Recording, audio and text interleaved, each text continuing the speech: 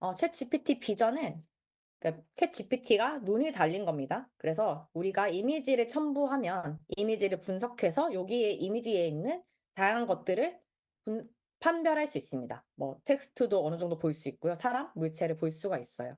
그래서 우리가 뭐 이 비전에 이미지를 주면 이미지가 "이 이미지를 설명해 줘."라고 했을 때 텍스트로 변환할 수도 있고 되게 다양한 기능들이 있는데 손글씨 텍스트를 인식할 수도 있고요. 참고로 한글은 안 됩니다. 한글은 거의 안 된다고 보시면 되고 이미지 속의 텍스트를 인식할 수도 있고 영어는 좀 잘해요.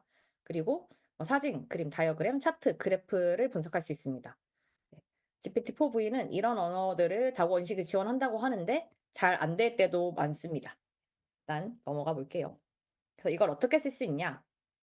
네. 아주 좀 시그니처 랜드마크 같은 배경을 물어볼 때요.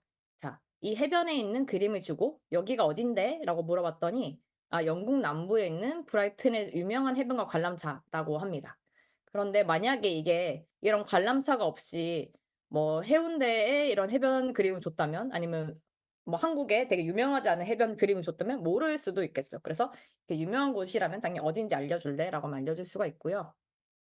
참고로 GPT-4 비전은 어 마찬가지로 그러니까 영미권 자료는 많이 학습을 했고 동양권의 자료는 많이 학습을 하지 않았습니다. 그래서 제가 좀 궁금했어요.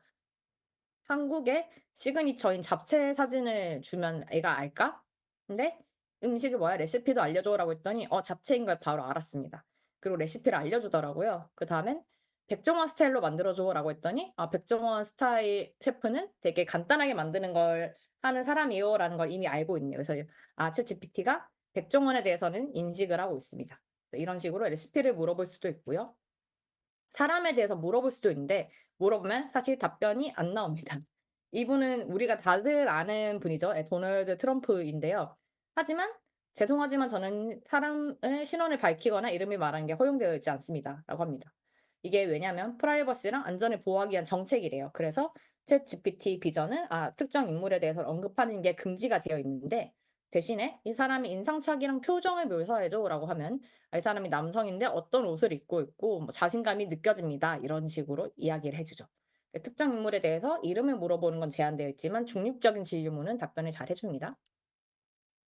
그리고 이것은 되게 악필로 유명한 한 독일 학자의 카드 메모인데요. "이걸 번역해 줘."라고 했습니다. 이 말도 안 되는 글씨를 보고 얘가 이것을 네 추출을 잘 인식을 해서 이런 식으로 독일어로 뽑아 주고 실제로 이게 맞다고 합니다. 그래서 이렇게 번역까지 해 주는 것을 볼 수가 있고요. 다음으로는 에러가 난 것도 해결해 달라고 할 수 있습니다. 만약에 여러분들이 작업을 하다가 어디서 막혔어요. 막혔으면 요걸 아예 사진을 찍거나 스크린 캡처를 떠서 "내가 뭘 잘못했는데 설치가 안 되냐?"라고 하면 내가 봤을 때 여기서 이게 안 맞아서 오류가 나는 것 같아."라고 이렇게 해결책까지 줍니다. 그래서 만약에 뭐 코드를 짜거나 아니면 뭐 피그마나 뭐 포토샵 같은 거 작업을 하다가 "이 다음에 어떻게 하는지 모르겠어."라고 물어보면 여기 밑에 있는 아이콘을 누르면 돼. 어떻게 생긴 아이콘이야." 이렇게 친절하게 알려줍니다. 마치 우리의 사수가 정말로 네 있는 것처럼 해 주고요. 그리고 그래프도 읽을 수 있습니다. 구글 애널리티스트라고 구글에서 그 데이터를 이렇게 분석하고 쌓아주는 이런 툴이 있는데요. GA라고 하죠. 그걸 내가 마케터면 잘 알겠지만 내가 완전 비전문가일 땐 이걸 어떻게 봐야 될지도 모르잖아요. 그래서 그것을 그냥 스크린 캡처를 해서 "구글 애널리틱스 이미지인데 마케팅 전략을 수립해 주세요."라고 했더니 얘가 나름대로 이것을 읽고 이게 어떤 이미지인데 이런 이런 거를 넌 해야 될 것 같아."라고 하는 마케팅 전략까지 수립을 해 줍니다. 그런데 GPT-4V는 할루시네이션 즉 거짓말을 좀 많이 쳐요. 왜냐면 여기 그래프에 보시면요. 웨스트 서양권의 학습을 확실히 많이 했고요. 뭐 동양이라든가 뭐 이런 쪽에서는 되게 학습량이 좀 적어요. 그래서 서구권 외에는 좀 거짓말을 하는 케이스들이 있습니다. 뒤에서 설명을 해 드릴 거고 영어나 프랑스어 외에는 OCR이라고 하는 게 이게 텍스트를 읽는 거예요. 만약 아까 여기서도 어 요런 것도 다 영어잖아요. 영어고 요것도 독일어도 사실 그 알파벳이니까 이런 것들은 잘 읽는데 한국어로 쓰여진 글씨는 잘 못 읽어요. 한번 볼게요. 제가 되게 좋아하는 조합이 평양냉면에 소주를 먹는 거거든요. 그래서 제가 네, 혼자서 집에서 평양냉면에 소주를 먹었던 사진을 찍은 건데 이걸 주고 "자, 이 사진이 뭐야?"라고 했더니 이 사진에는 어머 죄송합니다. 한국 전통 면 요리인 설렁탕이 담겨 있다고 했어요. 이게 누가 봐도 설렁탕은 아닌 것 같은데 어쨌든 설렁탕이 담겨 있고 어쩌고저쩌고 하고 그 옆에 있는 음료가 샘물이라고 하신 물병이래요. 근데 이걸 진짜 모르는 외국인한테 보여줬으면 '아 샘물이라는 물병인가 보다.'라고 하게 생기지 않았나요? 네. 네. 제가 좀 빡세죠? 하여튼 그래서 이런 식으로 거짓말을 칠 수 있습니다. 왜냐면 얘는 평양냉면도 잘 모르고 한국의 참이슬도 읽을 수가 없으니까요. 네. 그리고 자꾸 술 예시가 나오는데요. 제가 놀러 가서 찍은 사진입니다. 여기서 "맥주가 몇 캔 있게?"라고 물어봤는데요. 10 캔의 맥주가 있다고 얘기를 했어요. 자 볼게요. 상단 선반에는 여기 보헤미안 필스너 맥주가 2 캔, 산미구의 맥주가 2 캔. 정확하게 봤고요. 그다음엔 타고니아 밀맥주가 4캔 있다고 했네요. 사실 이건 파타고니아인데 여기 P가 잘려서 타고니아로 보입니다. 타고니아 맥주가 2 개가 있고 그다음엔 2 개가 아니라 4 개로 봤어요. 이거를 4 개의 타고니아 맥주로 본 거예요. 왜냐면 얘는 제주 위트 에일을 모르거든요. 제주 맥주를 모릅니다. 네. 그리고 마지막에는 하이네켄은 사실 글씨가 완전 다 잘려서 보였음에도 불구하고 하이네켄의 아마 맥주 이미지는 잘 학습을 했겠죠. 그래서 마지막 선반에 하이네켄 맥주가 2 캔 있는 걸 알았습니다. 그러니까 총 10 캔의 맥주가 있다고 답변을 했는데요. 사실 이 마지막 선반 옆에 있는 이 레몬 향도 맥주였습니다. 그래서 제가 마지막 선반 하이네켄 맥주 옆에 있는 캔은 맥주가 아니야라고 물어봤더니 얘가 "아 마지막 선반에 있는 것은 맥주가 아니네요. 뭔지 모르겠습니다."라고 하고 맥주 캔 수를 하나를 빼버렸어요. 중간에 이거는 10 개야. 그리고 이건 맥주가 아니야. 그래서 9 개야." 갑자기 계산이 이상해졌죠. 네. 그래서 이런 식으로 한국 데이터는 잘 모릅니다. 그리고 뭐 솔직히 한국인도 레몬 향 이걸 봤을 때 뭐 이게 음료수인지 맥주인지 잘 모르겠죠. 어쨌든 이런 식으로 할루시네이션이 있습니다. 네. 그래서 어제 다의 매니저가 "스텝 바이 스텝으로 한번 다시 해 보자. 이렇게 해 보자."라고 GPT에게 쪼끔 더 정답에 가까운 걸 이끌어내게끔 하는 그런 프롬프팅 기법을 말씀을 해 주셨는데 사실 GPT-4는 순차적으로 "다시 해 보자."라고 해도 개선 효과가 거의 없습니다. 왜냐면 이미지는 그냥 눈에 보이는 그 자체인 거고 여기서 더 추가적으로 뭔가 생각하거나 고려할 게 딱히 없기 때문이에요. 그래서 그냥 얘가 그냥 이미지 그 자체고 이렇게 "다시 생각해 봐."라고 해도 잘 개선이 되지 않습니다. 그래서 원래 정확도랑 단계별로 생각했을 때의 차이가 그렇게 크게 나타나지가 않아요. 보시면 여기 OCR은 특히 28.3% 인데 그대로 28.3% 사실관계도 네 크게 개선 단계별로 생각해도 개선이 잘 안 됩니다. 그래도 그럼에도 불구하고 쪼끔 더 잘 보게끔 하는 방법이 있습니다. 네. 하나의 사진에 여러 정보가 있으면 한각이 심해지는데요. 여기 보시면 다양한 색깔을 나타내는 단어가 있는데 이 색깔의 단어의 색깔이 달라요. 예를 들어서 그린인데 빨간색 글씨로 되어 있죠. 그러면은 빨간색 글씨인 녹색 단어인 거잖아요. 헷갈리죠. 사실 저도 헷갈립니다. 그래서 이미지에 있는 단어들을 단어와 그 색깔로 나열해 줘라고 했는데요. 보면 퍼플은 녹색으로 칠해져 있는데 빨간색으로 칠해졌다고 지금 혼란스러워하고 있고요. 네 다른 것도 마찬가지입니다. 그래서 2 개를 맞췄네요. 근데 이런 경우에 어떻게 하면 더 잘 볼 수 있냐? 그냥 이미지를 캡처해서 하나만 주고 그러면 "이거 하나 나열해 줘."라고 하면 황금색 레드라고 잘 이해를 하죠. 그러니까 좀 심플하게 해준 거죠. 그리고 혹은 동그라미를 치면은 "여기만 집중해. 요거 단어 뜻 색깔 알려줘."라고 하면은 "아 이거는 레드고 단어의 색깔은 보라색입니다."라고 좀 더 잘 봅니다. 다른 예시를 볼게요. 예를 들어서 되게 복잡한 장비가 있습니다. 이 장비가 뭔지 모르겠는데 뭐 "그냥 설명해 줘."라고 하면 어렵잖아요. 그래서 저 가운데 있는 다이얼 이게 그냥 빨간색 동그라미를 쳤어요. "이거 뭐 할 때 쓰는 버튼이야."라고 했더니 이 버튼의 사용처를 이렇게 알려줍니다. 그래서 "어떤 부분을 더 잘 보고 집중해서 설명해 줘."라고 하면 얘가 더 잘 이해를 하고요. 그래서 어디에 쓸 수 있냐?